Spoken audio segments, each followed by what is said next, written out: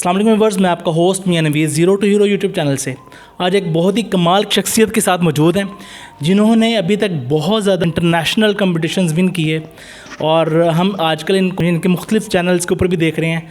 और अभी रिसेंटली ये वर्ल्ड चैम्पियनशिप विन करके आए हैं माशाल्लाह, उसके अंदर गोल्ड मेडल ही है। और इनसे इनकी पूरी लाइफ की स्ट्रगल के बारे में पूछेंगे, किस तरह से ये बॉडी बिल्डिंग में आए और क्या क्या प्रॉब्लम्स फेस की और आगे कौन से कंपटीशन लड़ने का इरादा रखते हैं। तो चलते हैं मियां साहब की तरफ और इनसे प्रॉपर गुफ्तगू का आगाज़ करते हैं। अस्सलाम वालेकुम सर। वालेकुम अस्सलाम। पहले तो मियां साहब बहुत बहुत शुक्रिया आपका, आपने गुफ्तगू का मौका दिया हमें, बड़ा बिजी शेड्यूल था आपका। और बताइएगा कि ये सफ़र शुरू कैसे हुआ बॉडी बिल्डिंग का आपका? यार सफ़र बस शौक तो बहुत था, बस लोगों को देखते थे, बहुत से लोगों को देखते थे फिट होते हुए, तो अपना भी बहुत था, तो आहिस्ता आहिस्ता लेके चले। पहले बहुत ज़्यादा वेट था तो उसको कम करना शुरू किया, तो वो आहिस्ता आहिस्ता आप तब कब कम कर रहे होते हो तो एक टारगेट सेट करते जा रहे होते हो, तब टारगेट अचीव कर ले तो फिर आप अगला गोल देखते हो।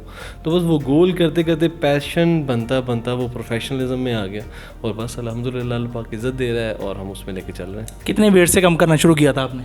150 kg से और 75 तक गया था। Now I am maintaining about 90 kg और 88 kg पे मेंटेन कर रहा हूँ उसको। फर्स्ट फील क्या आया था जब 150 kg में थे, तो क्या रीज़न बनी जब शुरू किया? यार फर्स्ट फील यही था, वेट की वजह से बहुत सी बीमारियाँ, हाई कोलेस्ट्रॉल, यूरिक एसिड, बहुत ज़्यादा चीज़ें तंग करी, तो उसकी वजह से डॉक्टर ने कहा पहले वेट कम करोगे तो इलाज करेंगे। बस वो वेट कम करने के तो डॉक्टर्स पीछे रह गए, मेडिसिन ख़त्म हो गई और फिटनेस ज़्यादा शुरू हो गई। ये किस एज में शुरू किया था आपने? तकरीबन आज से कोई 7-8 साल पहले, एज बतानी ज़रूरी नहीं वैसे लेकिन कोई 25 एज से 25-26 में दोबारा स्टार्ट की थी ट्रेनिंग और आज तक कर रहे हैं। पहला कंपटीशन कौन सा खेला आपने? पहला कंपटीशन मैंने खेला था एशिया में मसलमीनिया, जिसमें मैंने 3 कैटेगरीज खेली थी। तीनों में एक में मैं फर्स्ट आया था, एक में सेकंड आया था सॉरी, एक में थर्ड और एक में फिफ्थ। उसके बाद अब सेकंड कंपटीशन खेला मैंने। कभी ऐसा लगा हो कि ये बड़ा बोरिंग काम है, इसको शुरू कर लिया, डाइट का बड़ा ख्याल करना पड़ता होगा इसमें? सिर्फ बोरिंग नहीं लगता, कभी कभी ऐसा लगता है कि अपनी ज़िंदगी अजाब में फंसा लिया हमने। हम बहुत थक जाते हैं, बहुत ज़्यादा हेक्टिक हो जाते हैं, तब कंपटीशंस के दिन पास होते हैं तो कुछ नहीं अच्छा लगता, तब लगता है कि बहुत गलत चीज़ चुन ली है। लेकिन तब आप कुछ अवेल कर लेते हो, फिर आपको होता है कि नहीं यार ये अच्छी चीज़ है।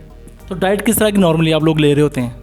यार डाइट नॉर्मली लेते हैं हम लोग भी, कोई आसमान से नहीं उतरे हुए अच्छी चीज़ें ही खाते हैं। बस ये होता है कि हम ऑयल कम लेते हैं, स्वीट्स नहीं लेते, सॉल्ट कम लेते हैं और फैटी प्रोडक्ट्स कम लेते हैं, डेयरी में कम रहते हैं। बस ये होता है कि हम साफ़ चीज़ें खाते हैं, लोगों को लगता है वो डाइट है। मोस्टली जब किसी फंक्शंस में जाते होंगे बड़ा ख्याल करना पड़ता होगा डाइट का? हाँ बहुत होता है, क्योंकि लोग कहते हैं, लाइक मैं आपको बताऊँ, मैं कल एक फंक्शन पे गया हुआ था तो मैं वहाँ पे खाना खा रहा था, तो लोग परेशान थे कि तू खा क्यों रहा है क्योंकि उन्होंने इतनी दफ़ा हमारे मुँह से इनकार सुना हुआ है, जब भी they present anything to us तो हम इनकार कर देते हैं कि यार सॉरी हम डाइट पे हैं, हम डाइट पे। तो कल हम खा रहे थे तो उनको इतना प्रॉब्लम हो कि यार खा कैसे रहे हो आप।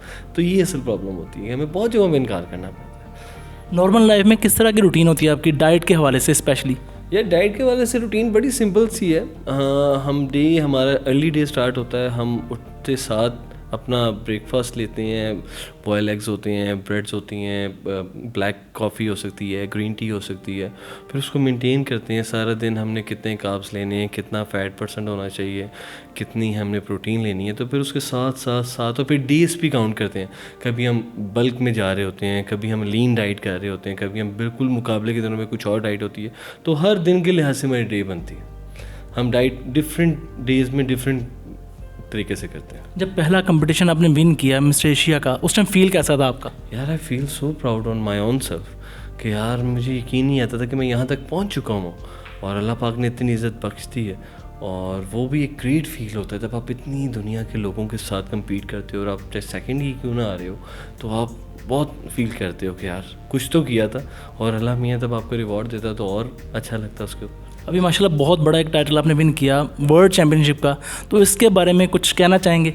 यार इसके बारे में मैं सिर्फ अपने मालिक का शुक्र अदा करता हूँ। हर वक्त उसने मेरी उम्मीदों से बहुत ज़्यादा बढ़ के दिया। मैं एशिया लड़ा था, सेकंड आया था, तो तब मैं वर्ल्ड चैम्पियनशिप के लिए जा रहा था, तो आई वॉज फोकस के यार पता नहीं क्या होगा। मैं इस दफ़ा पोजीशन सोच ही नहीं रहा था, क्योंकि मुझे था कि कुछ भी हो सकता है, बहुत बड़ा प्लेटफॉर्म है और इसमें अप एंड डाउन्स कहीं भी आ सकती हैं। लेकिन अल्लाह पाक ने ऐसे इज़्ज़त बख्शी उसमें, और व्हेन आई गेट प्राइज़ कि मैं फ़र्स्ट आया और मुझे अनाउंसमेंट हुई, तो आप अगर देखेंगे वीडियोस में, कुछ वीडियोस अपलोड हुई नहीं है, I will send you the pictures और वीडियोस।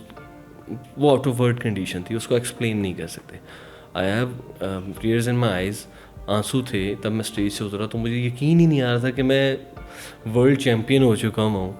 और जैसे मैंने अपनी अम्मा को बताया, घर बताना शुरू किया, तो मैं उनको दिल खोल के बता ही नहीं पा रहा था कि मुझे रोना आ रहा था कि मैं इतना बड़ा प्लेटफॉर्म जीत चुका हूँ और पाकिस्तान के लिए मैंने गोल्ड मेडल हासिल कर लिया है। वो उससे भी बड़ी अचीवमेंट थी कि तब मुझे कोई कहता था अगर पाकिस्तान के लिए गोल्ड मेडल खेला है। तो मैं आपको इस बात पर बताता जाऊँ, तब मैं लास्ट कंपटीशन लड़के आया था, तो मैंने अपने उस्ताद को कहा था कि यार अब सिर्फ ग्रीन कोड के लिए खेलना, अपने लिए नहीं खेलना। अब जाएंगे तो ग्रीन कोड के लिए ही खेल के आएंगे, वैसे नहीं जाऊँगा। अल्लाह मियाँ ने सबब बना दिया, पाकिस्तान की तरफ से हमें जाने का मौका मिल गया और फिर ऊपर से इज़्ज़त इतनी मिल गई कि आपको गोल्ड मिल गया। वर्ल्ड पाकिस्तान का मैं फ़र्स्ट गोल्ड मेडलिस्ट हूँ फ़िज़ीक में। आज तक किसी ने गोल्ड मेडल हासिल नहीं किया किसी भी चैम्पियनशिप में, ख़ास तौर पे वर्ल्ड चैम्पियनशिप में।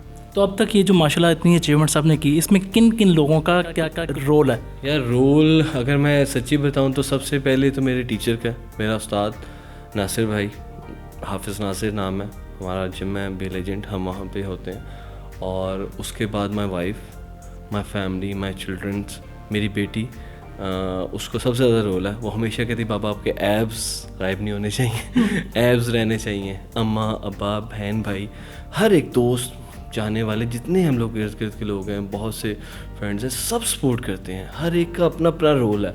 कुछ गुस्से को बर्दाश्त करते हैं हमारी डाइट में, कुछ खाने बना रहे हैं हमारे लिए वो लोग, कुछ पूरा दिन लाइक मैं ऑफिस में, मेरा स्टाफ मेरा साथ देता है, उसको पता है कि बॉस का आजकल दिन है कि टाइट पे हैं तो उससे उनको तंग नहीं करना। बहुत हर एक का होता है। मेरे जिम में इतने सारे दोस्त हैं मेरे जो कि सपोर्ट करते हैं, साथ साथ हर एक समझ रहा होता है कि यार इसकी कंडीशन क्या है, वो हमारी मदद कर रहे होते हैं। तो बहुत से लोगों का रोल होता है, लेकिन मेनली फैमिली और टीचर का बहुत बड़ा रोल होता है। वर्ल्ड चैम्पियनशिप की तैयारी कितना अर्सा पहले करना शुरू कर दी थी आपने? यार वर्ल्ड चैम्पियनशिप की तैयारी मैंने कोई 1.5 साल पहले स्टार्ट की थी, लेकिन साल की प्रॉपर तैयारी की क्योंकि 1 साल पहले भी वर्ल्ड चैम्पियनशिप हो रही थी इटली में, लेकिन कोविड की वजह से नहीं हो पाई। तो उसके लिए भी हम तैयारी कर रहे थे, लेकिन क्योंकि हमें पहले पता चल गया कि नहीं हो रही तो हम छोड़ दिया।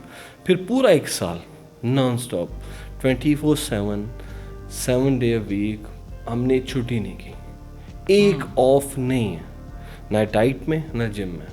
बीमार हैं, तकलीफ़ में है, दर्द है, जो मर्जी है, 1 साल की पूरी 365 डेज़ नो ऑफ, फिर जाके इसकी तैयारी बनती है। सर जी, इसमें मेडिसिन का कितना रोल है और बाकी डाइट का कितना रोल है? या देखो मेडिसिन का बहुत बड़ा रोल होता है। साथ साथ आपकी मेडिसिन, आपके प्रोटीन, आपके कार्ब्स आप बॉडी में प्रॉपर्ली नहीं ले पाते, तो आपको बहुत कुछ लेना पड़ता है एक्स्ट्रा ऑर्डनरी अपनी लेवल बनाने के लिए। उसके बाद अब आप देखते हो डाइट का बहुत बड़ा रोल है। आप जिम से चाहे छुट्टी कर सकते हो, डाइट से छुट्टी नहीं कर सकते। एक दिन एक गलत मील आपको 10 दिन पीछे भेज देती है। एक गलत मील नहीं आप ले सकते, डे लास्ट डे तक आपके पास कोई टाइम नहीं है गलत मील लेने। नेक्स्ट किस चैम्पियनशिप को प्लान कर रहे हैं आप? या नेक्स्ट इंशाल्लाह यूरोप साइड की वर्ल्ड चैम्पियनशिप लड़ी है, थे तो पूरा वर्ल्ड, लेकिन अब प्लान है इससे बड़ा एक प्लेटफॉर्म है अमेरिका में जो बड़ी चैम्पियनशिप्स होती हैं, उसका प्लान है। उसमें मसलमीनिया भी है, IFBB भी हैं, बहुत से प्लेटफॉर्म्स हैं। कोशिश है, टारगेट लिखा है 2 साल का, 2 साल में, क्योंकि उधर थोड़ा सा और टफ है, तो उसके लिए बड़ा करके जाएंगे इंशाल्लाह। सर जी, जो यंगस्टर हैं जो अभी न्यूली शुरू कर रहे हैं, बॉडी बिल्डिंग कर रहे हैं, उनके लिए पैगाम क्या आपका मैसेज? यार मेरे लिए तो बस दोस्तों के लिए, मेरे भाई छोटों के लिए एक ही पैगाम है कि ट्रेनिंग करते रहो। नॉट फॉर यंगस्टर्स, एल्डर्स, बड़े छोटे, अपने आप को फिट रखने के लिए ट्रेनिंग करते रहो। जिम जाओ, चाहे आधे घंटे के लिए जाओ, 2 डंबल लगाओ, पर लगाओ ज़रूर। अपने आप को फिट रखो, वो बाय योरसेल्फ अपने आप को फर्स्ट प्रायोरिटी रखो। काम जब तक आप फिट नहीं हो, काम नहीं है। जब तक आप फिट नहीं है, आपकी फैमिली नहीं है। आपकी फ़िटनेस के साथ ही सब कुछ है। तो अपनी फ़िटनेस के लिए चाहे वॉक करो, चाहे कार्डियो जिम में करो, चाहे ग्राउंड में करो, चाहे आप ट्रेनिंग करो, वेट ट्रेनिंग करो, पर करो ज़रूर। थोड़ी करो पर ज़रूर करो, फिट रहो। फिट रहने से आपकी ज़ात फिट होती है ना, तो आप अपने इर्द गिर्द की हर चीज़ को अच्छे तरीके से देखते हो। अगर आप खुद फिट नहीं हो ना, तो आपको हर चीज़ ही अब मैनेज नहीं कर सकते। बीमारियाँ 100 बीमारियाँ, आज हम जिस वर्ल्ड में बैठे हुए हैं, हमें कोविड हुए हमें पता भी नहीं चला। सिर्फ फिटनेस की वजह से प्लस पॉइंट था कि हम लोग फिट थे, हमारे स्टैमिना इतने बने हुए थे कि हमें कोविड अफेक्ट ही नहीं कर पाया। इर्द गिर्द के जो दोस्त जिनको नहीं था वो बहुत डल हुए, और जो मेरे जिम में बच्चे आते थे उन सबको हुआ, तकरीबन हर एक को एक दफ़ा हुआ, और सब सर्वाइव बड़े अच्छे तरीके से कर गए क्योंकि उनके स्टैमिना बहुत बिल्ड थे। उन्होंने अपने लंग्स को इतनी मार लगाई हुई थी कि वो कोविड को उनको तंग नहीं कर पाता था। तो सबसे बड़ी चीज़ आज जिन बीमारियों, जिस वक्त में हम खड़े हुए हैं, बीमारियों वाला दौर है, हर वक्त में आपको नई बीमारी का नाम मिल रहा है, तो उसके लिए फ़िटनेस बहुत ज़रूरी है इससे लड़ने के लिए, जिससे पैसे से लड़ा नहीं जा सकता। आप देख लो जिनके पास करोड़ों अरबों रुपये भी हैं वो भी इस बीमारी के आगे हार गए, लेकिन जिनके पास फिटनेस थी वो सिर्फ वही सर्वाइव करके बाहर आ सके। तो ये सब बहुत बहुत शुक्रिया। और नाज़रीन, आपने गुफ्तगू सुनी, माशाल्लाह वर्ल्ड चैम्पियनशिप इन्होंने विन की, गोल्ड मेडल हासिल किया, और याद रहे कि इन्होंने 150 kg की वेट से अपने आप को रिड्यूस करना शुरू किया। और वैसे तो हमारे पाकिस्तान का फ़ख्र भी हैं और हमें सब उनके ऊपर बड़ा फ़ख्र है। पाकिस्तान का नाम पूरी दुनिया में रोशन करके आए हैं, और हमारी दुआएं हैं कि अब जो जिस नेक्स्ट प्लेटफॉर्म की तरफ ये जा रहे हैं लड़ने के लिए, अल्लाह पाक इन्हें नुमाया कामयाबी दे, और ये वंस अगेन पाकिस्तान का जो नाम है वो पूरी दुनिया में रोशन करके आएँ। तो ये बड़ी ज़बरदस्त स्टोरी है आपके सामने। अगर इस तरह की स्टोरी आपको पसंद आई हो तो इसको चैनल को सब्सक्राइब कीजिएगा, शेयर कीजिएगा, लाइक कीजिएगा, और अगली वीडियो तक हमें इजाज़त दीजिएगा। तब तक के लिए अस्सलाम वालेकुम।